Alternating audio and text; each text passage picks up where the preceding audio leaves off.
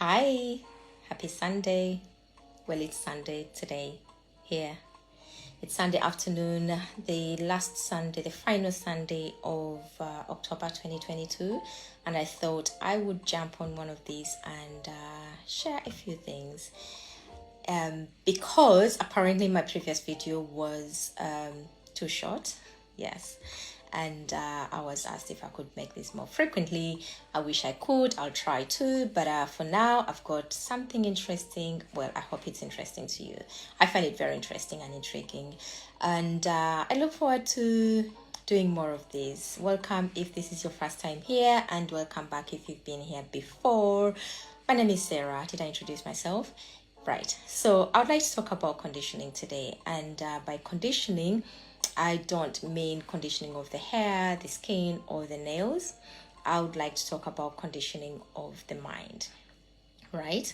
I would like to talk beyond, for us to be able to see beyond the exterior, the conditioning, the mindset, what runs us, what constitutes our behavior, how we react, how we do certain things, and why we do them, right?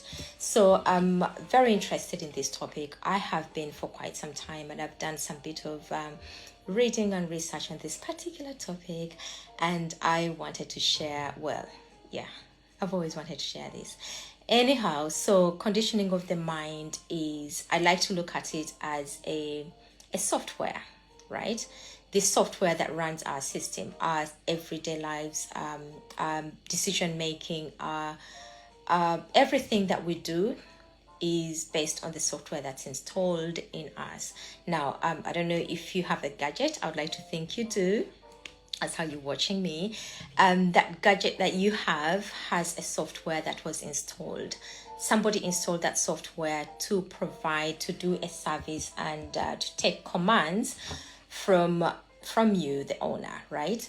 Now we have a software that takes commands, whether consciously or subconsciously, from us.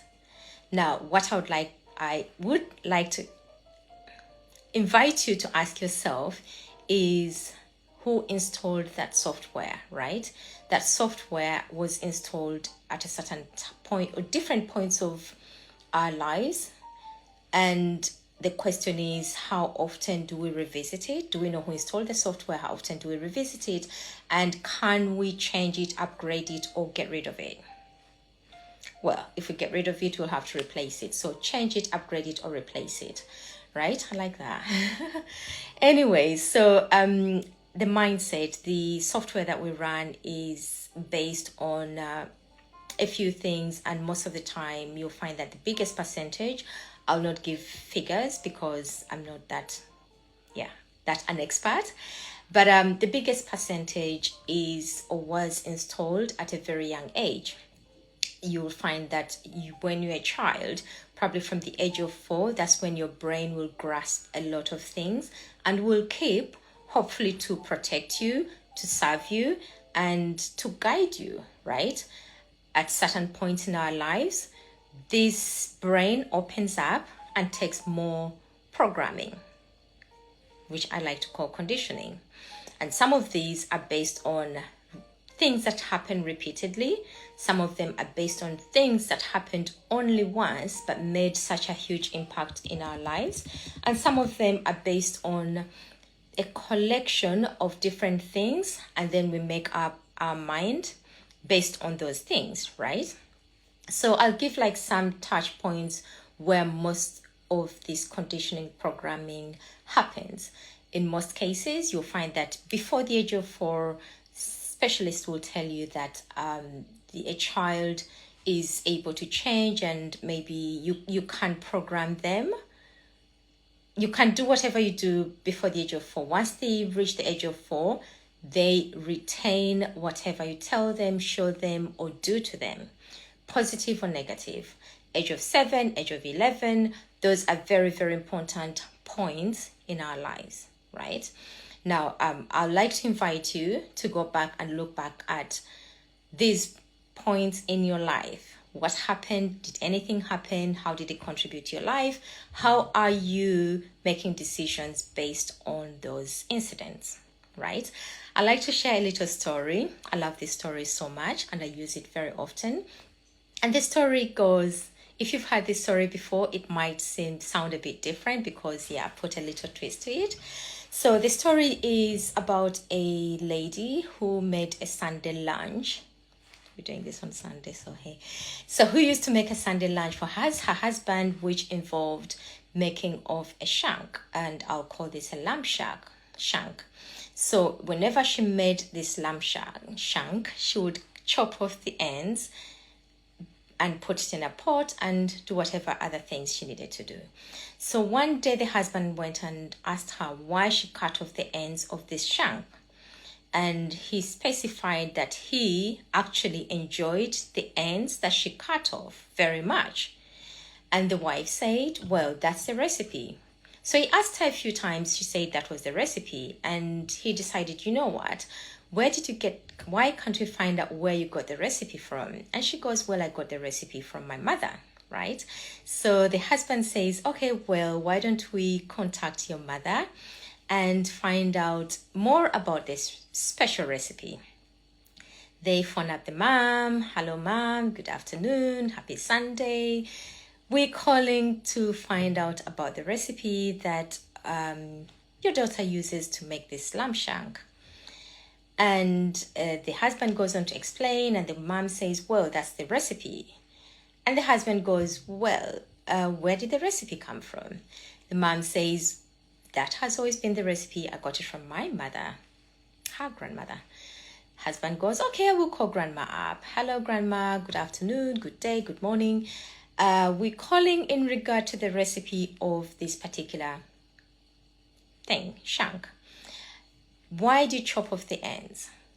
And grandma goes, oh, actually, when I got married to my husband, we had very small pots. And because of that, we couldn't afford bigger pots. I used to chop off the ends so that it could fit in the pots that we had.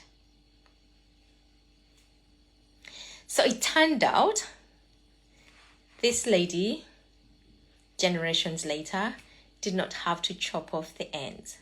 But she was convinced that this was the recipe because that's what she used to see her mom doing. She never bothered to ask why she was doing it the way she was doing it. Well, make what you will out of that.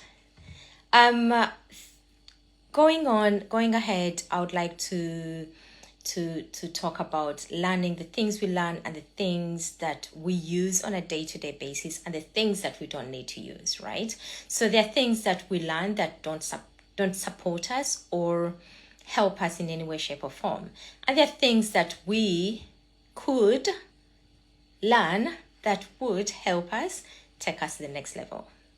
The question is, how often do we go back, assess, eliminate, replace those things, right? I would like to invite you to do that. Seriously, you'll be amazed at how much we keep that we don't actually need, and how much we ignore because we've closed up our minds and decided what we know is what we should know, and that's all there is, right? And on that point, I would like to also talk about parents. If you are a parent or you plan to be a parent, the question is, what do you have that you're passing on to your children without questioning it? I don't mean that it's bad or good, but it's just being conscious of what you're passing on to them. Are you even being conscious of what you're passing on to them? Will they need it? Do they need it today? Will they need it in 5 years' time? Will they need it in 10 years' time? Right? Once you realize what it is, I believe you'll be able to actually analyze and decide whether you need to keep this, pass it on, or to even use it at all. And that being said, I'd like to invite you, if you're a parent or a parent to be and you're planning and you're thinking, how will I want to raise my children, what things will I consider when I have children, or you are a couple and you're thinking about all these things. I'd like to also invite you to join us the coming weekend, the 5th and 6th of November, to find out more about this. And the reason I'm asking you to do this is because you'll be amazed at how much it will change. Maybe not change, you don't have to change, you don't have to change, but how much awareness it will bring into your lives on a daily basis, and how much awareness you're going to give to your family, to your children, to be, how much attention you're going to give to these things once you are aware of some of these things. I look forward to your questions, your comments, and your criticism as well. Until then, I'm wishing you a lovely week, and I look forward to coming back again maybe sometime, and I look forward to your messages. Take care. Bye.